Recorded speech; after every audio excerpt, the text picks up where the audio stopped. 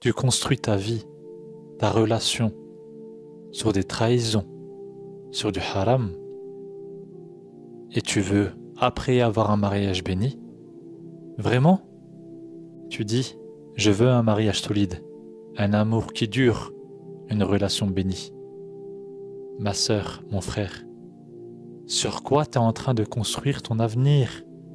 Sérieusement, sur quoi?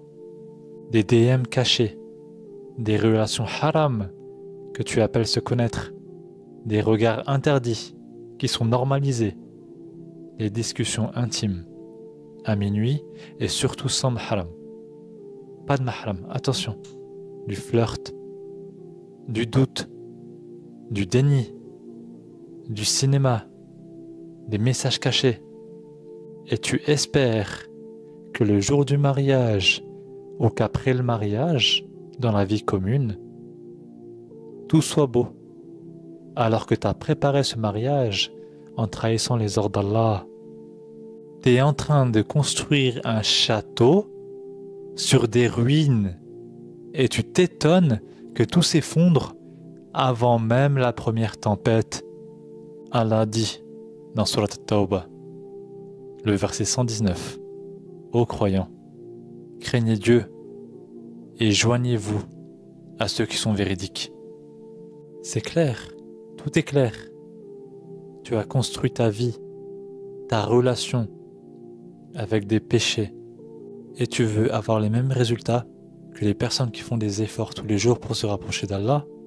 Tu as perdu ta pudeur avant le mariage.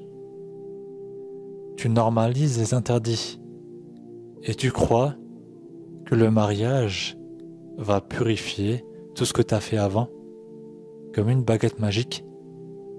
Le prophète sallallahu alayhi wa sallam a dit: ô gens, Allah est bon et n'accepte que ce qui est bon.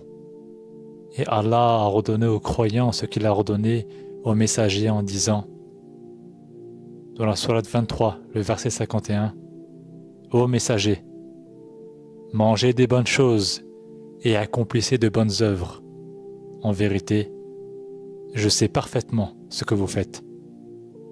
Et il a dit, dans la sourate 2, le verset 172, ô vous qui croyez, mangez des bonnes choses que nous vous avons attribuées. Puis le prophète, sallallahu alayhi wa sallam, mentionna un homme qui voyage longuement, les cheveux ébouriffés et couverts de poussière. Il lève les mains vers le ciel en disant, ô Seigneur,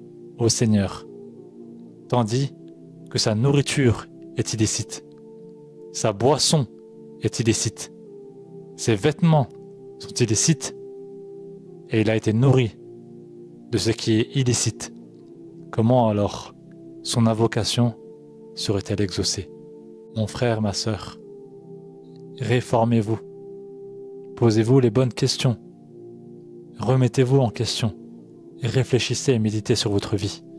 La réalité, c'est qu'aujourd'hui, beaucoup de jeunes, beaucoup de personnes veulent un mariage solide, mais ils ont construit leur vie sur des trahisons, du haram et du déni. Est-ce qu'Allah vous a vraiment créé pour ça? Mais vous n'avez pas compris quelque chose. Le mariage, c'est pas un filtre. Tu peux pas effacer tes fautes par une photo de couple en qamis et abaya. Tu veux un mariage solide? Alors commence par un cœur solide, une langue propre, des yeux propres, une main propre, un comportement droit, un repentir sincère avant le mariage. Évitez la catastrophe. Courez vers Allah. Repentez-vous à lui. Semez dans la rahma d'Allah subhanahu wa ta'ala. Ne semez pas dans le haram. Tu souhaites un amour qui dure, alors construis-le avec Allah, pas avec tes passions.